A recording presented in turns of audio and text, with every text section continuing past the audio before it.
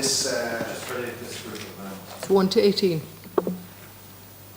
Well, look, no, I know, and unfortunately, the bill came in early, so I haven't heard the earlier contributions. But look, I think I would just briefly restate, I think, the concerns about the ramming through of this bill. At report stage, we had many amendments which didn't get dealt with because they were guillotined. I know the government will say, well, there was many hours at committee, but there are a lot of the concerns and issues that have been raised by us in the opposition, and undoubtedly similarly is the case. I haven't had the opportunity to study all of the amendments, just given the time frame from the Shanad, but I don't really see the rationale for doing this.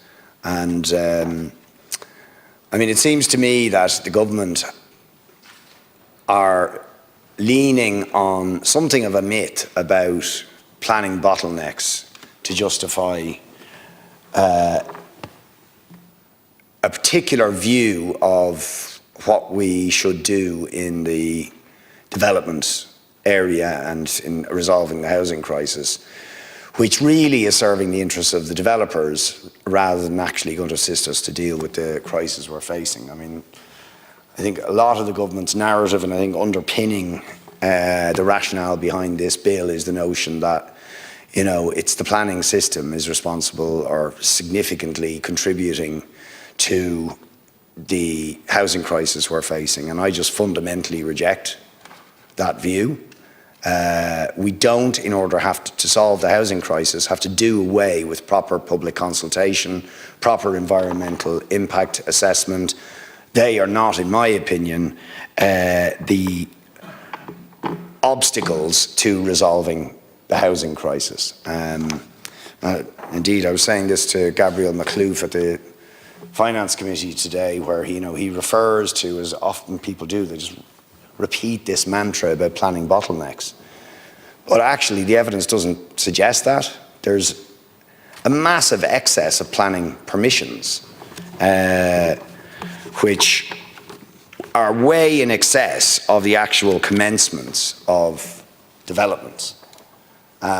Way in excess. The majority of planning applications get approved, but many of them are never acted upon, because a much bigger problem is speculation in the area of planning applications, in my opinion. But the government always, and I think this reflects the mantras of the developers and the people who make money essentially out of development, that the problem is our planning bottlenecks, so-called, or judicial reviews, or people objecting and all the rest of it. And I just do not accept that there's any evidence to back up that assertion. But it is a mantra that reflects the viewpoint of the developers.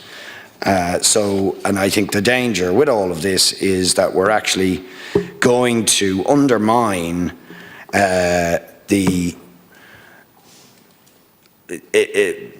vital importance of having genuine and proper public consultation and environmental impact assessment, and, as has been alluded to there, that the consequence of all this, when the government would say, well, actually it might sort of, or they might hope or assert that it's going to lessen the likelihood of things ending up in the courts, that it will actually make it more likely, because we're now dealing with a whole new regime, which will then be challenged legally, and more things, not less things, will end up in the courts.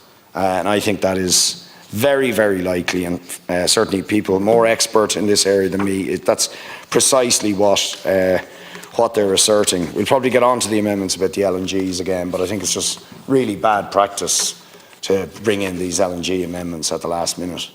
In the Shanad, that should have been introduced earlier, but we'll discuss that, I presume, in more detail when we get to those particular amendments. But we'll be voting against this.